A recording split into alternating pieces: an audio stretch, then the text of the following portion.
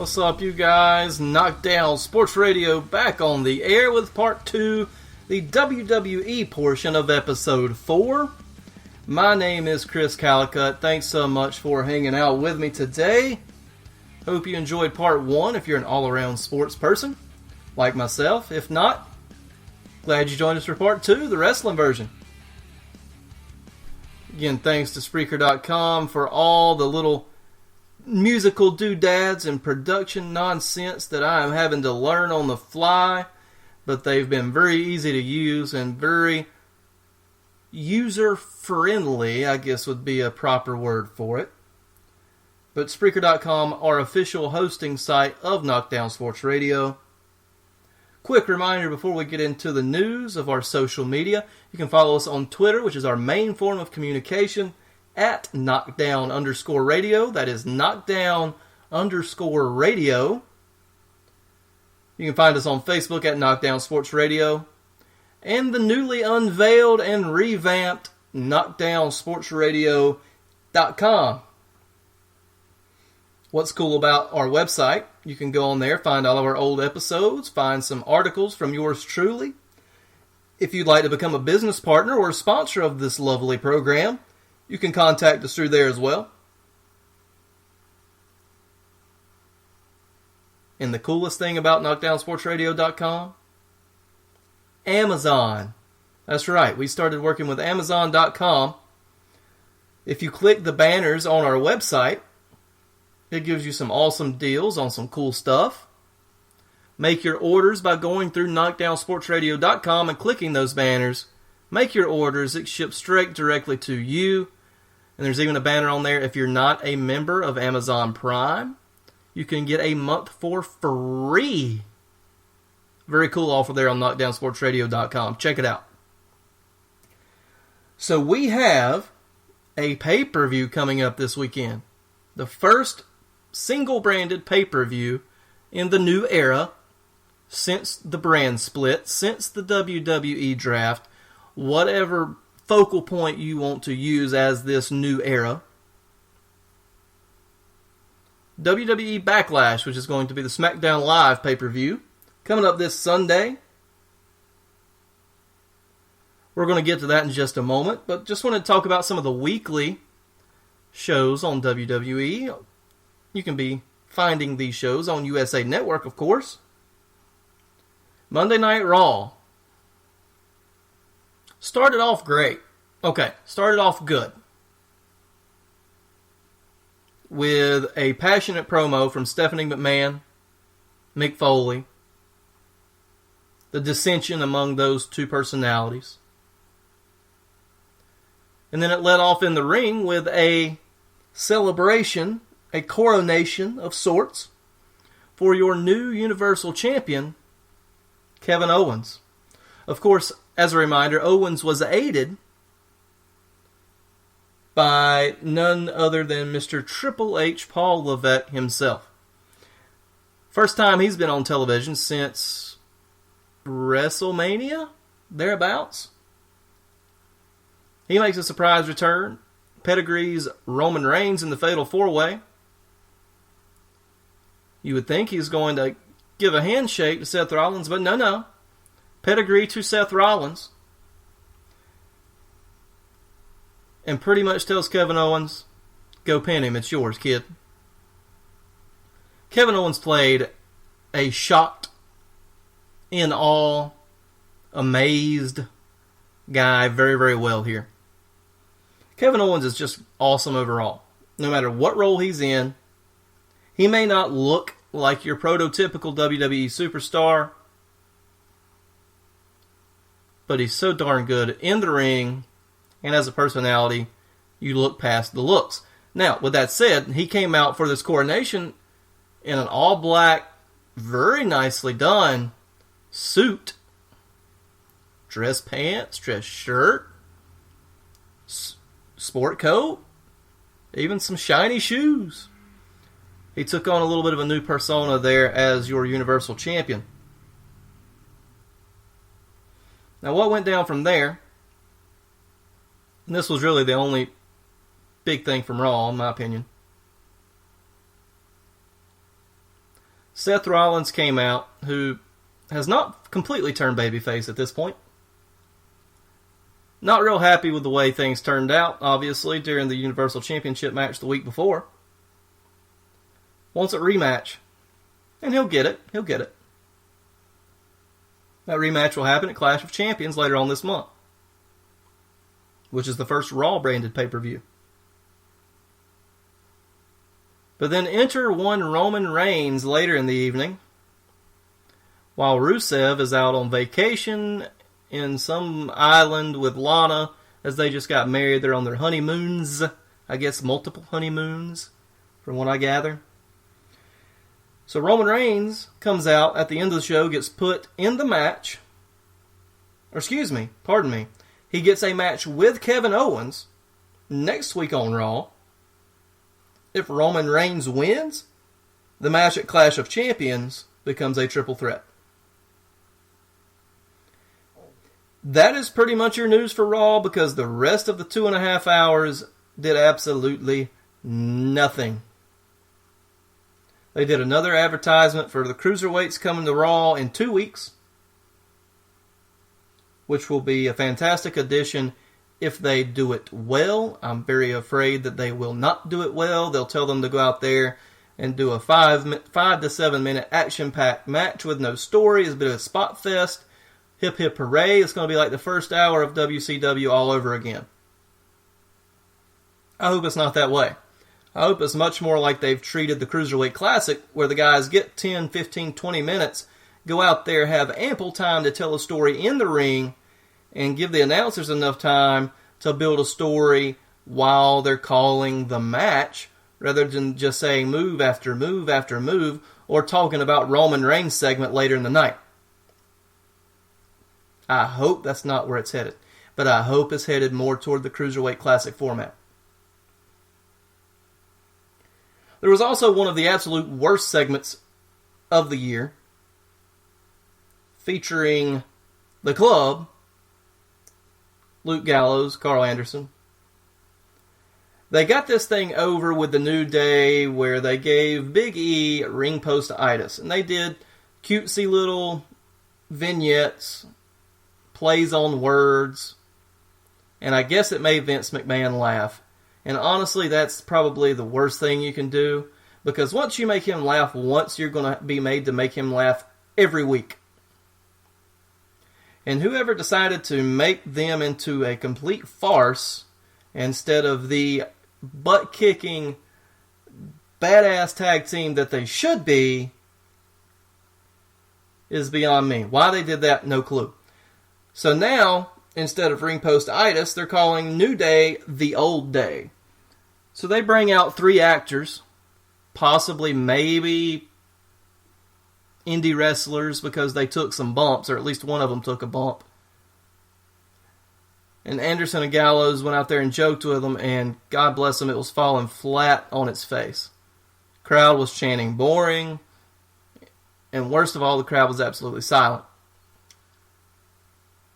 New Day comes out, gets a pop, more so for thank God this is over than thank God the New Day's here. Clears the ring, Anderson, Gallo leave. There's a little mockery between the Old Day and the New Day, and the New Day takes out the Old Day. Now, on paper, I assume this probably looked somewhat funny, but the execution was dreadful. Dreadful. But that's about it for Monday Night Raw. It was 3 hours, 2.5 of which I wish I could get back. But moving to a more palatable show, SmackDown Live, it was now 2 hours. And actually, Daniel Bryan and Shane McMahon were asked on Talking Smack after SmackDown, would you ever think about going to 3 hours? And they said, no, we enjoy our 2-hour format. Because they know it's much more palatable, easier to digest, easier to watch on a weekly basis, even if it's bad. And there really hasn't been any true bad SmackDowns since they've done the brand split. This one was solid. I wouldn't call it amazing, but it wasn't terrible. The biggest issues here are of the championship variety. Dean Ambrose and AJ Styles went face to face at the end of the episode, and mind you, it went off at 9:59:59 and not a second over. All the while, Raw is able to go 10 minutes over if it wants to. Still don't quite understand that one. But Todd Crisley was right on my television at 10 o'clock sharp. That's beside the point. AJ Styles, Dean Ambrose. If you remember from last week, AJ Styles did the crotch bump on the rope. Nice comedic spot by him. Sold it actually well into the dark match. So that was kind of fun. But this week, AJ Styles returned the favor. The old boot to the area of manhood. And AJ Styles more or less stood tall. And if you follow typical WWE booking, this means Ambrose is going to retain. Not so sure. I think they might go against the grain this time because, to me, it seems time to capitalize on AJ Styles.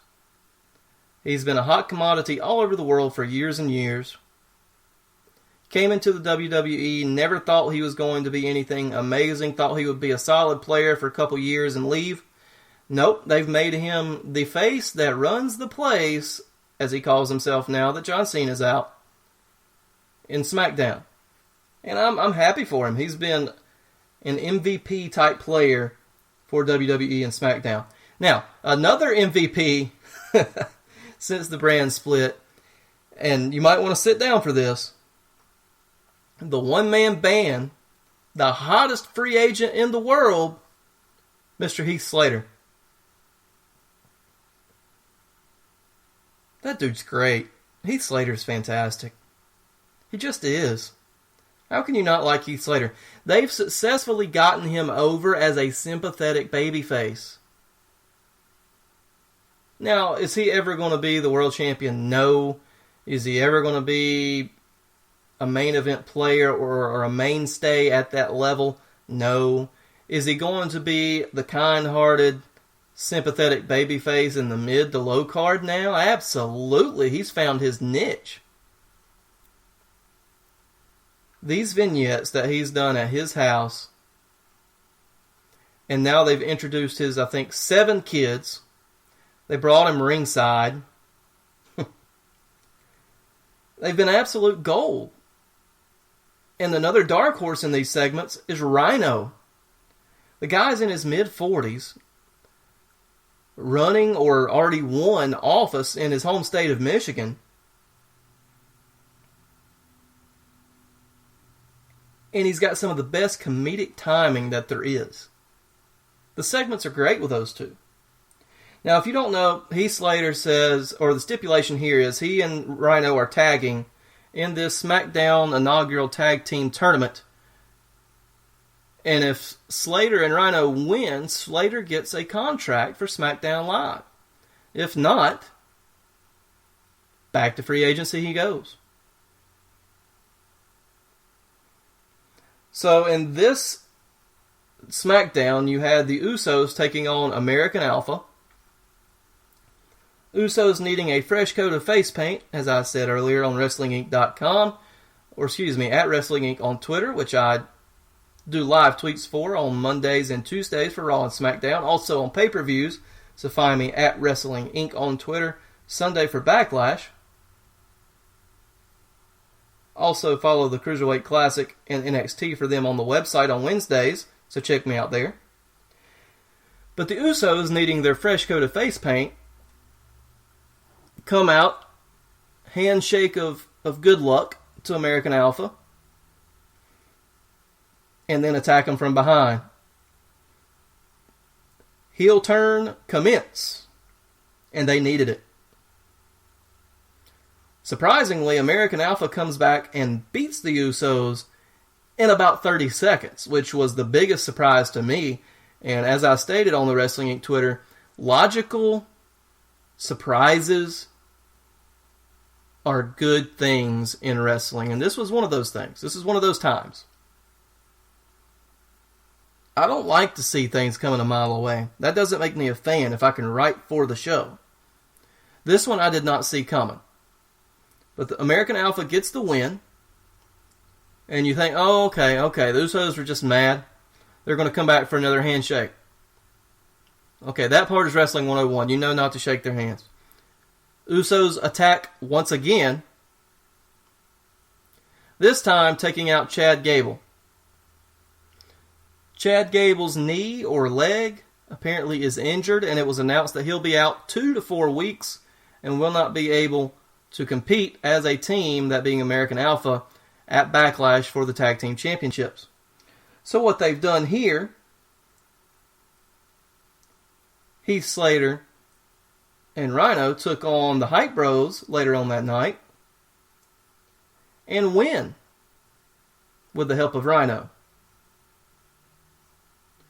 So what they've done is they've took the losers of those two matches, the Usos and the Hype Bros, and done what they've called a second chance match, more or less a semi-final number 2 type of match at Backlash, and the winner of that match will go on to face Slater and Rhino for the Tag Team Championships. This is actually probably smart, because the Usos probably get a win versus the Hype Bros, either by hook or by crook. And as much as I don't want to see it, I bet you they beat Heath Slater and Rhino in a very unsatiable fashion to become not monster heels, because they're not monsters, but very true heels to where the crowd has no choice but to boo them. Now, this is one thing I don't like about WWE booking, is they build up sympathetic baby faces to help get heels over. So they've gotten Heath Slater over more than he has ever been in his entire career, and it's probably just to get the Usos over as a heel. I hope I'm wrong, but we'll see. Alright, time for the Backlash preview. Like I said earlier, the Usos versus the Hype Bros, and the winner of that match, which I think will be the Usos, will go on to face Slater and Rhino later on in the night for the Tag Team Championship. Another interesting matchup, championship-wise, is The Miz, who has had the brouhaha with Daniel Bryan a couple of weeks ago on Talking Smack, taking on the lovable loser, as most everybody's calling him right now, the new fiery Dolph Ziggler. Ziggler, who lost the championship match versus a WWE championship match versus Dean Ambrose at SummerSlam, now down to the Intercontinental Championship match versus The Miz. And I think The Miz wins again, and I think Ziggler is going to have to do some revamping or repackaging or re-something. Ziggler's just too good of a worker to be a champion.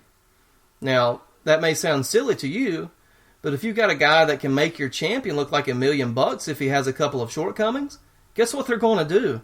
They're going to make the champion, look good. And that's what Dolph Ziggler does. That's basically been his role forever. So that's your Intercontinental Championship match. I've got The Miz retaining in that one, possibly via Maurice distraction or Daniel Bryan getting involved in some form or fashion. But I think The Miz retains there. Another championship match, the Women's Championship of SmackDown, will be a 6-pack challenge. All 6 active ladies on the women's roster in this match. And it's an interesting 6 ladies, I'll give it that. But what's cool about this match now is they're actually going to draw it out, because it's a 3-hour pay-per-view, I would assume. Again, these are brand new, so not sure if they're going with a 2-hour or 3-hour format since they're single branded shows. But this is now an elimination style match. So you've got 6 and then down to 5, 4, 3, 2, and so on until you have your very first SmackDown Women's Champion. The participants are as follows: Nikki Bella, Becky Lynch, Carmella, Natalya, Alexa Bliss, and Naomi. And they've pretty much split these right down the middle. You've got 3 faces, 3 heels. The 3 faces right now: Nikki Bella, Becky Lynch, and the returning Naomi, who has new gear, new entrance to the black light up gear, all glow, everything. Then you have Eva Marie, who's all red everything, still suspended, and will return to programming shortly, I would assume. But my favorites in this one, it can go one of 2 ways, I think. Nikki Bella or Becky Lynch. I think Nikki Bella gets the win here on Carmella, since Carmella tapped Nikki out on SmackDown in a 6-woman tag. Carmella has recently turned heel, along with Natalya and Alexa Bliss. Carmella, I love her to death. Seems like a wonderful person, but she's just not quite ready. Just not quite ready. But we'll see how this match shakes out. Should be a fun one. Just for giggles, I'll take Nikki Bella as your new champion.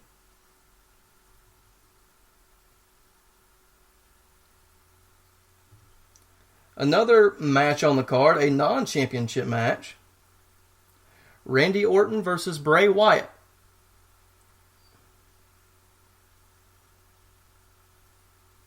This feud needs more time. Because these 2 guys, as much as I love them individually, they're not great together. And honestly, both of them are a bit stale individually. Randy came back to face Brock Lesnar, got the living tar beat out of him in that match. Didn't really lose any steam because of it, thankfully. Taking on Bray Wyatt, who has changed up his look some, but his promos remain repetitive. And I mean, I've been a Bray Wyatt fan since the character debuted in NXT, or really FCW. Honestly, would not be surprised to see the return of Luke Harper here, or even Eric Rowan. I wonder if the Wyatt family gets involved in some form or fashion. Harper's been out with an injury for several months. Rowan was apparently disowned by Wyatt a few weeks ago. So we'll probably see some objects used in this match. I don't portray this being a straight-up wrestling match by any stretch of the imagination. But I'll take Randy Orton in this one since he needs a win after the Brock Lesnar loss. And finally, the WWE Championship match. Putting your champion, Dean Ambrose, versus the phenomenal one, AJ Styles. This one could be good. They faced each other in the past. Not necessarily in a WWE ring. I think they've probably faced each other in the Indies a few times, many, many years ago. It just seems like time for AJ Styles to take over the SmackDown Blue brand. He's been a great personality. His in-ring work has been fantastic. I really think it's time for the era of AJ Styles, even though it's called the New Era, and he's about 38 years old. I think he could be a great champion and could hold it for a long time and keep it warm until his old buddy John Cena decides to come back to television. Interestingly enough, John Cena on the SmackDown brand, not advertised for this pay-per-view. Also, I will be attending the live event in Raleigh this Saturday evening with my good brother-in-law, Mr. Bryant Laughlin, and our better halves. So we'll see probably a lot of the championship previews, as I think this is actually a SmackDown crew coming to Raleigh the night before the pay-per-view. Be on the lookout for my article for the results at WrestlingInc.com.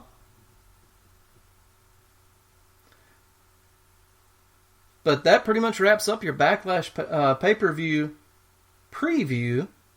Got a little tongue-tied there.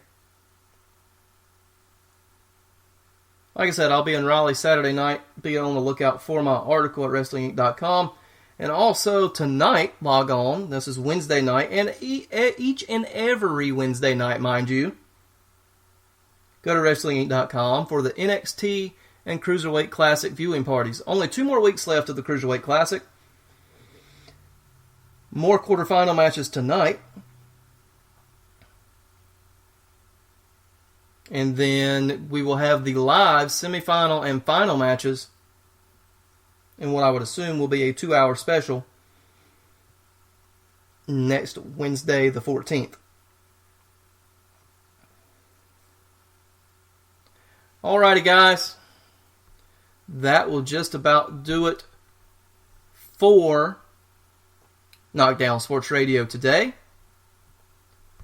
Real quick, before we head out, just want to remind you of a couple things. And I'll do that right after these messages.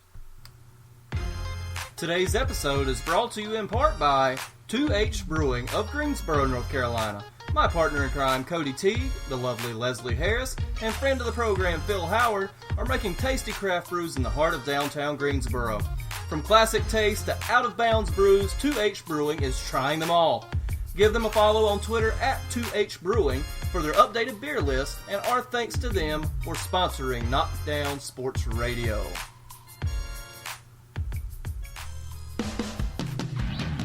Check out the official KSR website at knockdownsportsradio.com. You can find all of our past episodes, social media accounts, articles, and even links to Amazon. If you shop at Amazon.com, get special deals by using the links on the KSR website and help out our podcast at the very same time. You can even get a free month of Amazon Prime if you're a new subscriber. Check out KnockdownSportsRadio.com for all the details.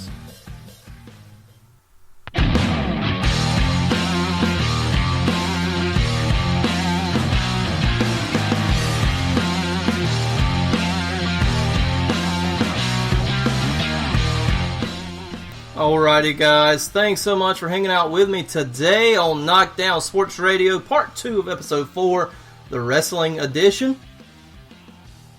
Man, I love that little lick in our theme song. That's fun. It's good stuff. But anyways, again, reminder, follow us on Twitter at, I almost said CT_Sports Report. My goodness, what show am I on? Reaching into the Wayback Machine there. Follow us on Twitter at Knockdown_Radio, Knockdown_Radio. Knockdown Sports Radio on Facebook, and knockdownsportsradio.com, as you heard on that lovely little commercial spot. Again, my name is Chris Callicutt. Thank you so much for joining me today. We will see you next week on Knockdown Sports Radio. See you then.